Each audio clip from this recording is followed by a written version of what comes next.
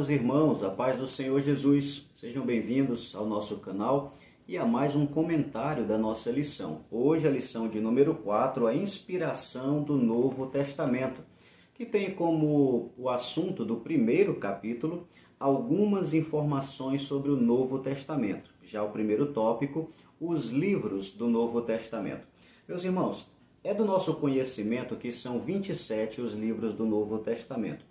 Porém, apenas 8 escritores registraram ou possuem os seus registros escritos no Novo Testamento. Alguns dos nossos apóstolos, que eram 12, não deixaram nada escrito. Por exemplo, Bartolomeu, Filipe, André, alguns irmãos também de importância significativa na igreja primitiva, como Apolo, como Silas, Barnabé, são homens que também não deixaram registro escrito, ou pelo menos não estão inseridos no cânon. No entanto, esses 8 irmãos que registraram, deixaram seu registro escrito, eles escreveram a história a contar do ano 1, o nascimento de Jesus Cristo, até um período de 100 anos, sendo que apenas na segunda metade desse período, a partir do ano 50, é que eles iniciaram o registro escrito do que hoje para nós é o Novo Testamento, sendo que Tiago foi o primeiro a escrever o seu registro e, em último, igual a nossa Bíblia até o dia de hoje, o livro de Apocalipse. O segundo tópico da nossa lição, a teologia do Novo Testamento. Acompanhe comigo aí. A etimologia do Novo Testamento vem do grego diateque, indica literalmente a última vontade ou o último desejo do testador. O Novo Testamento tem o mesmo sentido de pacto, berite, do Novo Testamento. Refere-se ao pacto entre Deus e os homens. No caso do Novo Testamento é chamado de Nova Aliança, Hebreus 9,15. Meus irmãos, o livro de Hebreus também diz para nós que um testamento ele só tem validade a partir da morte do seu testador. Logo, o que dá validade para o nosso Novo Testamento foi a morte e o sacrifício do nosso Senhor na cruz do Calvário. Logo, é válido para nós o Novo Testamento porque o seu testador morreu. Então, a partir da sua morte, é válido o testamento. Diga-se de passagem, um Novo Testamento mais perfeito que o Antigo. Mas ainda na complementação do nosso pastor, ele colocou aqui para nós na nossa lição que o Novo Testamento é uma complementação do Antigo. Ele é perfeitamente harmonioso com o Antigo Testamento. E ainda mais ele acrescenta, o Novo Testamento é o cumprimento das profecias do Antigo Testamento. Muito sabiamente colocado aqui, mas eu gostaria também de acrescentar que uma visão geral do Novo Testamento é a ideia de que o Novo Testamento, basicamente, ele é formado pelo Evangelho, que é a base do Novo Testamento, e a partir dessa base, os apóstolos eles registraram o seu entendimento através da revelação e inspiração do Espírito Santo, o desenvolvimento dos ensinos bíblicos. Dessa base dos evangelhos foram extraídas grandes doutrinas bíblicas que até hoje nós vivemos. E estas são as cartas pastorais, que é o progresso do ensino de Cristo. O desenvolvimento é a continuidade do ensino de Cristo. O segundo capítulo da nossa lição, a composição do Novo Testamento. Meus irmãos, o Novo Testamento ele é composto por várias divisões, que nós vamos já estar vendo essas divisões. Porém, eu gostaria que nós compreendêssemos e tivéssemos ciência de que o Novo Testamento está organizado de forma harmônica e não de forma cronológica, ou seja, foi organizado de uma forma que facilite o entendimento. Todos os evangelhos estão juntos, depois vem o livro histórico, as cartas de Paulo, de Romanos a Filemon, está uma atrás da outra, depois vem as epístolas gerais e depois o livro do Apocalipse. Se fosse de uma forma cronológica, aí não daria certo, porque, por exemplo, o livro de João, que é o 4º livro da Bíblia, foi um dos últimos livros a ser escrito no Novo Testamento. Então está de forma harmônica e não de forma cronológica. A primeira divisão do Novo Testamento são os evangelhos. Os evangelhos basicamente falam da vida de Jesus. Tudo que nós sabemos acerca de Jesus de Nazaré está registrado no Evangelho, desde o seu nascimento, morte e ressurreição, os seus ensinos, as suas parábolas, tudo a respeito de Jesus está registrado nos Evangelhos. Os escritores dos Evangelhos foram 4. Gostaria de rapidamente fazer uma breve explanação sobre cada um deles. Acompanhe comigo aí. Mateus, um dos 12 apóstolos, também chamado de Levi, era publicano. O que significa publicano? Coletor ou cobrador de imposto. O livro de Mateus foi o segundo evangelho a ser escrito e apresenta Jesus como filho de Davi. Cada um dos evangelistas, seja Mateus ou qualquer um dos outros, tinha um objetivo na forma de apresentar Jesus. No caso de Mateus, apresenta Jesus como filho de Davi. E como aí está registrado, foi o nosso segundo livro. No entanto, na nossa Bíblia, ele é o primeiro, mas cronologicamente foi o segundo evangelho. Não é o segundo livro da Bíblia, o segundo evangelho a ser escrito. Marcos. João Marcos, que era o seu nome completo, não pertencia ao grupo apostólico. O que significa isso? É que ele não era um dos 12 discípulos que foram chamados lá na comissão dos 12. Era primo de Barnabé, com quem fazia viagem missionária. O livro de Marcos foi o primeiro evangelho a ser escrito e apresenta Jesus como filho de Deus. Aí nós já vemos que o livro de Marcos foi sim agora o primeiro evangelho. Considerando que ele é o primeiro evangelho, logo ele foi utilizado como bibliografia para Mateus, para Marcos, para Mateus e para Lucas e possivelmente também para João. E a visão de Marcos com respeito a Jesus era Jesus como filho de Deus. Lucas, acompanhe comigo aí, não pertencia ao grupo apostólico, ou seja, não era um dos 12 primeiros, era médico, historiador e falava várias línguas, de nacionalidade síria. Terceiro evangelho a ser escrito, único autor gentil e escreveu quase 30% do Novo Testamento. Apresenta Jesus como filho do homem. A visão de Lucas já era uma visão olhando para Jesus mais o seu lado humano, por isso que com riquezas de detalhe ele traz várias coisas a respeito de Jesus, principalmente da crucificação, que não é mostrado nos outros evangelhos. Uma coisa digna de nota é o fato de ele não ser descendente de judeu. Ele era um gentil e o único gentil que escreveu um livro da Bíblia Sagrada ou do Novo Testamento, que é o caso que estamos estudando aqui. E 30%, ou quase 30% do Novo Testamento é de sua autoria. É digno de nota que foi um evangelista que deu uma enorme contribuição para o Evangelho. Por último, e não menos importante, o evangelista João, um dos primeiros e mais íntimos apóstolos de Cristo, irmão de Tiago e líder da igreja de Éfeso. Foi o último apóstolo a morrer e escreveu os últimos livros do Novo Testamento. Seu evangelho apresenta Jesus como Deus. É um dos primeiros discípulos de Jesus, foi contado entre os 12 e foi o último dos discípulos a morrer. Ou seja, ele acompanhou uma trajetória enorme da igreja primitiva. Ele foi o autor de João, a primeira, segunda e terceira carta de João e também o livro de Apocalipse. De forma cronológica, foram os últimos livros a serem escritos do Novo Testamento, nessa mesma ordem que eu acabei de lhe passar. E é conhecido como, entre os discípulos, o mais íntimo de Jesus. Digno de nota, porque sim, é um grande conceito a se receber entre os discípulos de Cristo. Encerramos o Evangelho, vamos agora para o histórico, a outra parte da divisão do Novo Testamento. A parte histórica cabe a Atos dos Apóstolos. Primeiro, Atos dos Apóstolos foi escrito por Lucas, digno de nota, um escritor espiritual. Sabe por que eu digo isso? Porque ele poderia muito bem ter um olhar humano, um olhar natural para tudo o que aconteceu. Porém, quem lê o livro de Atos dos Apóstolos percebe uma uma captação de cada mensagem espiritual dos acontecimentos que ali estão registrados, o que provam para nós que havia uma espiritualidade enorme, uma inspiração estava sobre Lucas quando assim ele escrevia, né, os seus registros que estão na Bíblia Sagrada. Segundo, meu irmão, o nosso pastor escreveu assim: é chamado Ato dos Apóstolos, mas poderia muito bem ser denominado Atos do Espírito Santo. Sabe por que tem-se essa ideia?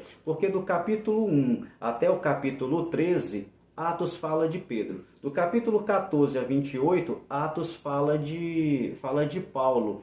Ora, se é Ato dos Apóstolos, por que só cita dois? Em contrapartida, do capítulo 1 fala do Espírito Santo, 2, o 3, o 4, até o 28, sempre há uma citação do Espírito Santo ou a presença dele é percebida ali no texto.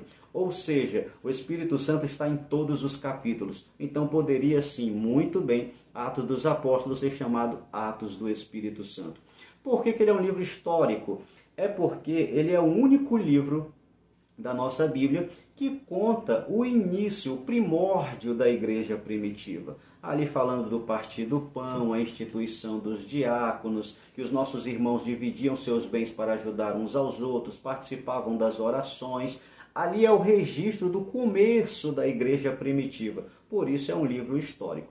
Também é um livro de muita importância para a história do evangelismo e da obra missionária, quando em Atos dos Apóstolos está registrado o momento em que o Evangelho se expandiu para o mundo inteiro através da obra missionária. Uma coisa que fica muito evidente em Atos dos Apóstolos é que quando a palavra crescia, a igreja crescia. Se a igreja crescia, era porque a palavra estava crescendo. Ali uma significativa união, ali comunhão entre o crescimento da palavra e o crescimento da igreja, que andam sempre juntas.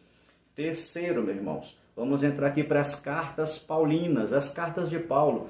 Paulo escreveu 13 cartas, dessas 13, 9 foram para igrejas e 4 foram para pessoas, direcionadas a pessoas. A primeira carta de Paulo foi Gálatas e ele escreveu 4 cartas estando em prisão, que foi a carta de Colossenses, Filipenses, a Filemon e a Efésios. Há uma característica nos ensinos de Paulo, nos escritos de Paulo, que ele sempre inicia com uma saudação, depois ele traz uma fundamentação teológica, uma doutrina bíblica, ele trazia uma doutrina, e após essa doutrina ele instigava os irmãos a viverem conforme a palavra escrita, conforme aquela doutrina. E por fim, ele trazia sempre uma saudação a quem estava distante ou a quem ele queria fazer menção ali naquela carta.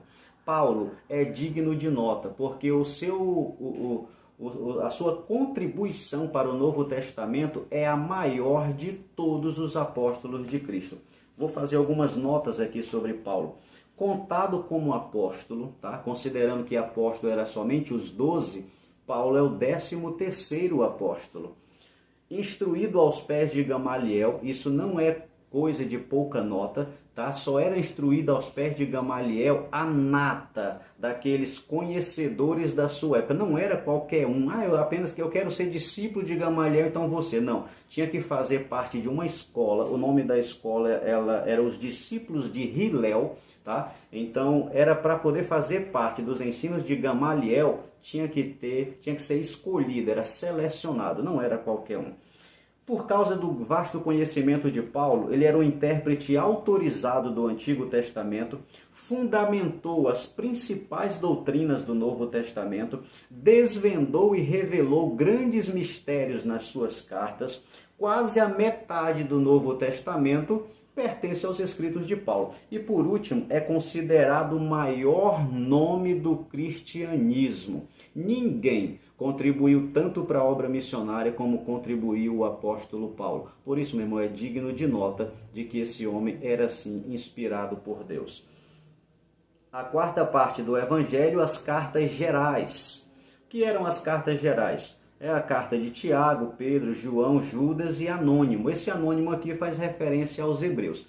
Particularmente, para mim, quem escreveu Hebreus foi Apolo, mas a teologia, de uma forma geral, entende como anônimo, porque não tem ali alguém diretamente, né, sendo mencionado como escritor desse livro. No entanto, as cartas gerais são assim chamadas porque foram escritas individualmente para atender a um problema específico ou dirigido a algum grupo. O objetivo das cartas gerais, como está dizendo aqui, era para resolver um problema, era para mandar uma carta a uma pessoa específica, solucionar um problema específico.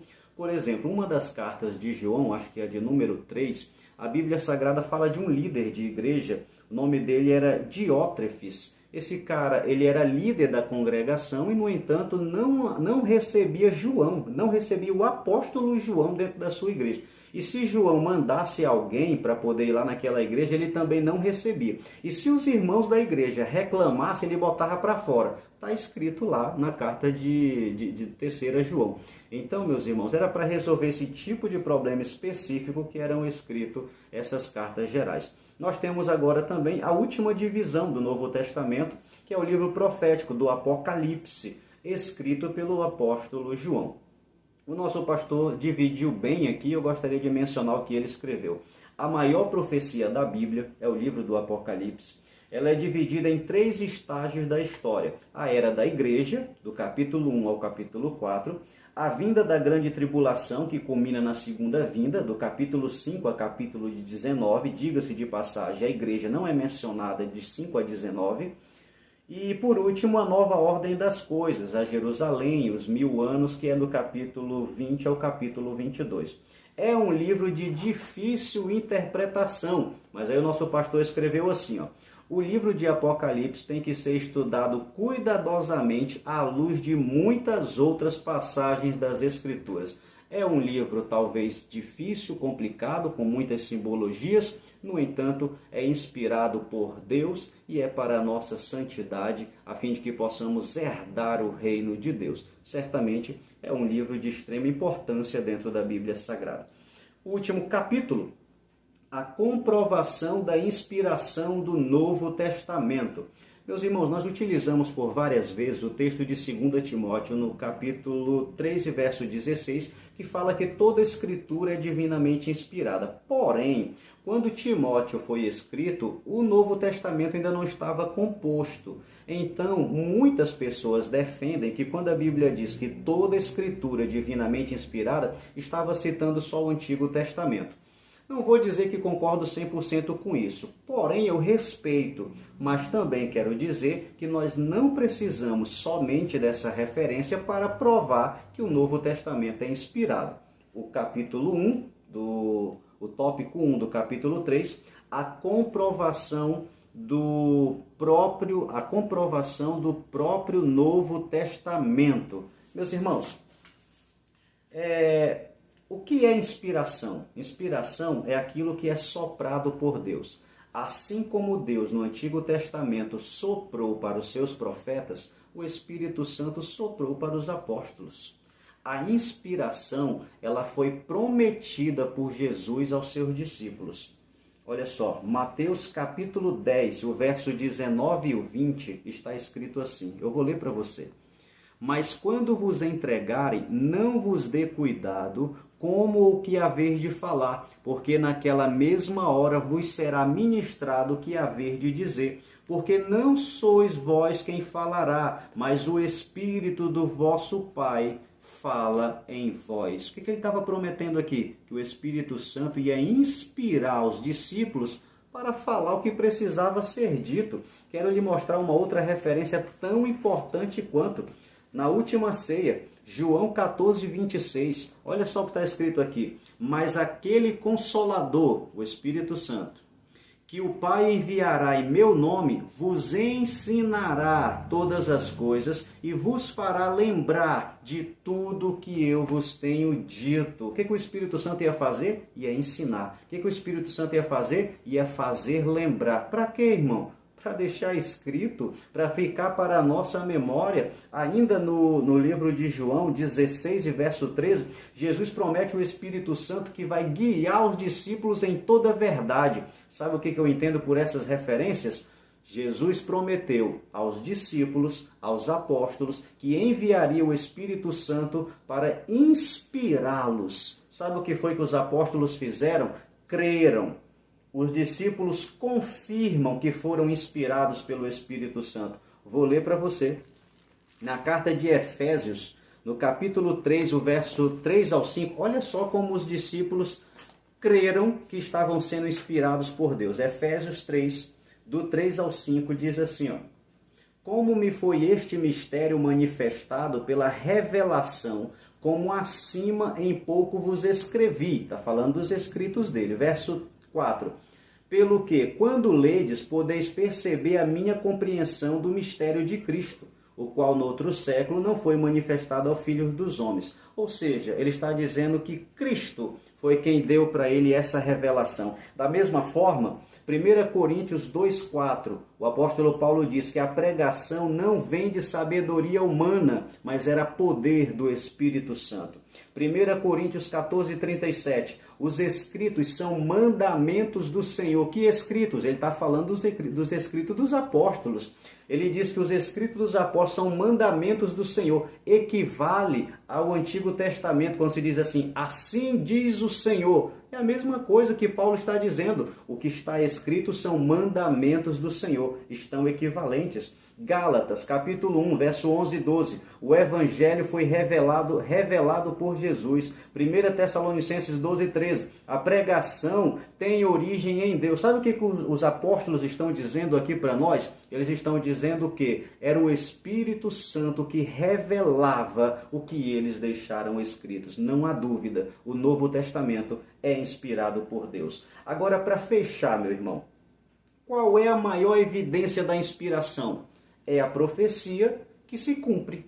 Porque quando a profecia se cumpre, se sabe que a profecia tem origem divina, logo ela é inspirada. Aí eu lhe pergunto, as profecias do Novo Testamento têm se cumprido? O que Jesus falou acerca do retorno, acerca dos sinais da sua vinda, tem se cumprido? Então não há dúvida, meu irmão, o Novo Testamento é um livro inspirado por Deus. Olha só, o apóstolo Paulo nivela o Antigo Testamento ao Novo Testamento. O apóstolo Paulo diz, em Efésios 2, 19 e 20, diz assim, assim que não sois estrangeiros nem forasteiros, mas concidadão dos santos e da família de Deus, edificados sobre o fundamento dos apóstolos e dos profetas. Olha só, ele está dizendo que a igreja é edificada sobre dois fundamentos, apóstolos, Novo Testamento, profetas do Antigo Testamento. Sabe o que isso significa, meus irmãos? Que está em pé de igualdade, o Antigo e o Novo Testamento. Sabe por quê? Porque a origem é a mesma, a origem é divina.